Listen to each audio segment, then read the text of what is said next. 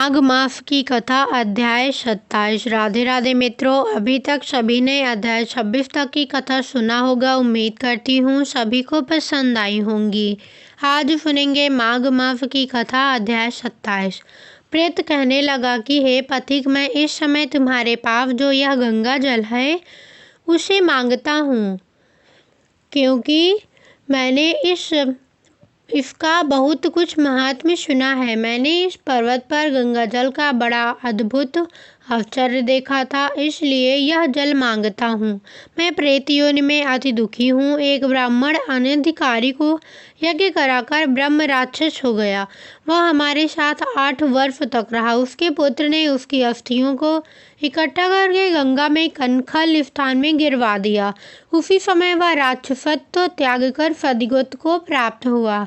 मैंने प्रत्यक्ष देखा है, इसलिए मैंने तुमसे प्रार्थना की है कि मैंने पहले जन्म में तीर्थ स्थानों में बड़े बड़े दान लिए थे और उनका प्रायश्चित नहीं किया था। इसी से मैं हजारों वर्ष तक इस प्रेत योनि, जिसमें अन्न और जल मिलना अति दुर्लभ है, दुख पा रहा हूँ। इस योनि में मुझको हजारों वर्ष बीत गए।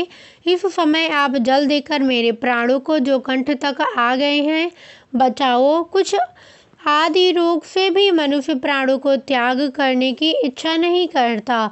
देवदूत कहने लगे कि ऐसे उस प्रेत के वचन सुनकर वह ब्राह्मण बड़ा विस्मित हुआ और वह अपने मन में विचारने लगा कि संसार में पाप और पुण्य के फल अवश्य आ पड़ते हैं। देवदानव, मनुष्य, कीड़े मकोड़े भी रोगों से पीड़ित होते हैं।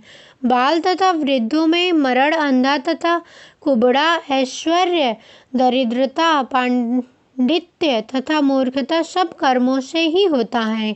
इस कर्म भूमि में जिन्होंने न्याय से धन इकट्ठा किया वह धन्य है। यह सुनकर प्रेत गदगद वाणी में बोला, हे पथिक, मैं जानता हूँ कि आप सर्वज्ञ हैं। आप मुझको जीवन का आधार जल इस प्रकार से दो जैसे मेघ चातक को देता है। तब पथिक कहने लगा कि हे प्रेत, मेरे माता पिता भृगु क्षेत्र में बैठे हैं, मैं उन्हीं के लिए जल लाया हूँ। अब बीच में तुमने गंगा के संगम का जल मांग लिया। अब मैं इसी धर्म संदेह में पड़ गया हूँ कि क्या कांड वस्तु में यज्ञ को इतना नहीं मानता जितना प्राण रक्षा को मानता हूँ। इसलिए प्रेत को जल देकर तृप्त करके माता पिता के लिए फिर जल लाऊंगा।